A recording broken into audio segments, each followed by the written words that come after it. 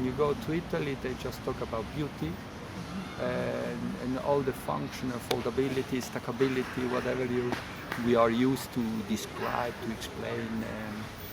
It's gone. It's just, oh, bello, non è bello. Italian, they fall in love with an idea, with a model, and they just go, they do it. And they receive a lot of passion, they have a lot of power out of that. In Scandinavian, you go deeply to the design, you go deeply all the way through until selling. You check the technique, so it's more wide oriented. You try to get all the problems clear, but again, the Scandinavian countries are also very design oriented. For me, the point is what you dream in life, what you dream to reach. This dream is changing because of the time, because of what happens in the world, because of course, I'm a designer, I'm an architect. I mean, that's my instrument that I know as a job. I have to thank for all my life Sozzas, in the sense that he was a fantastic maestro, in the sense that he always pushed on not becoming specialist. Well, you know, if you are from a certain place, you don't make any particular thoughts how they relate, because you are from here, so I guess they relate, but it's not a conscious relation. It's just because of the fact we are from here, we work in this context, we work in this mentality or whatever. So that is a relationship, but we have never looked for a sort of a conscious Swissness or anything like that. We're not very interested in that aspect, but in the end we're Swiss, and this shows in certain areas and in others maybe less, but I think it does show in the end, right? Yeah, you to Sasha, and I look at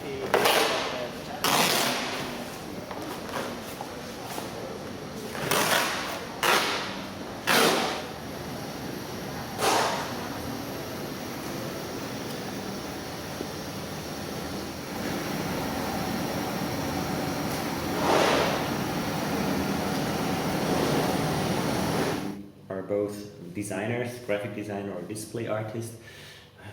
At that time it was not everything on a CD or on a hard drive, so there's like a big papers around, and to carry them from A to B in Zurich we needed to have a bag, and in '93 no bike messenger bags have been available in Zurich. So the first bike messenger company founded in Zurich has the same founding date as Freitag, and it was really the need for such a bag which it was the start of our project. Each bag is individual, depending the truck tarp we use and depending the truck tarp we cut into pieces. So, and then also it took a few years that this kind of individual products came famous like today. So I think every big company tries to do individual products, and in the case of Freitag it was just a basic concept, and that was really nice. It's still surprising us all the time, our own product from those days in 1993.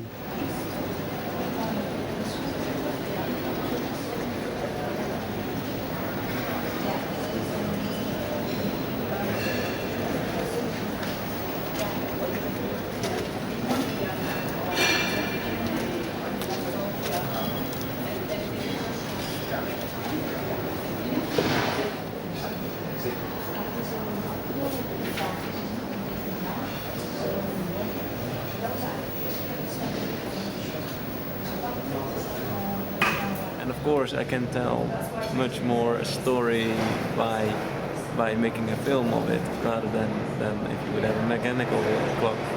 But in the end I try to keep the philosophy away when I talk about it, because of it's just a clock, and it's not an option. I mean, I like to rediscover all kinds of things, and I like to change a little bit the way of thinking of how you see things. People always want to distinguish art from design or theater or whatever, and I like to mix up those fixed ideas. So Italian design was born in the 50s between the collaboration between young designers, Italian designers at that time, like Giaponti, Marco Zanuso and many others, and some entrepreneurs that strongly believe in design business. Step by step, I think that the global panorama was changing. That's why at the beginning of the 80s, I started to look around in the world just to check what was going on. Because on one side, for sure, Italian design was still very important, but I strongly believe at the time that something really was happening in the world. That's why I started to cooperate with young talents coming from all over the world, from England, from France, from the States, from Japan, and so on.